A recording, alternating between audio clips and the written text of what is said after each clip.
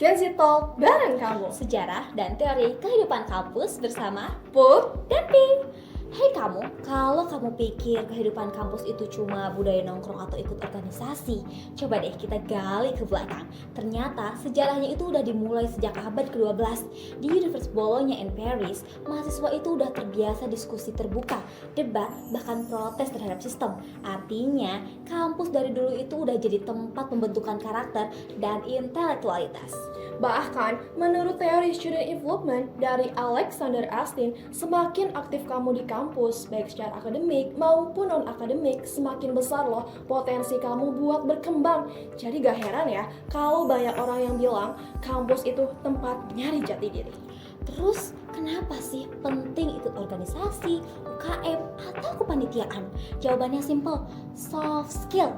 Di dunia kerja tuh sekarang nyari orang-orang yang bisa kerja tim, adaptif, dan komunikatif. Semua itu bisa kamu asah dari jadi panitia seminar sampai ketua organisasi. Dan jangan salah, banyak juga loh perusahaan besar yang lebih tertarik sama pengalaman kamu di luar kelas. Bukan cuma nilai akademik aja. Jadi, di kampus itu investasi jangka panjang. Kehidupan kampus sekarang itu udah beda banget sama zaman dulu. Sekarang kita punya kampus digital. Kuliah bisa di mana aja.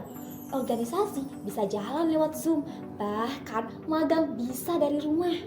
Tapi tantangannya juga makin kompleks. Mental health, distraksi digital, FOMO, itu semua nyata.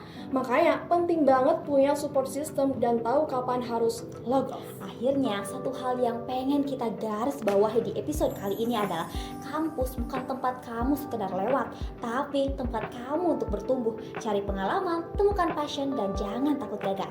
Karena nilai bisa dilupakan, tapi pengalaman akan nempel seumur hidup. Itu dia obrolan kita soal kehidupan kampus. Seru, penuh warna, dan penuh makna. Kalau kamu punya cerita menarik tentang masa kuliah kamu, share ke kita ya.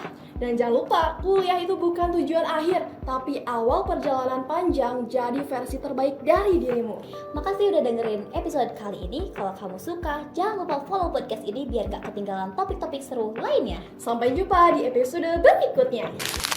Universitas Majalengka masih membuka penerimaan mahasiswa baru. Salah satunya program studi ekonomi syariah. Ngobrol biasa tapi nggak biasa.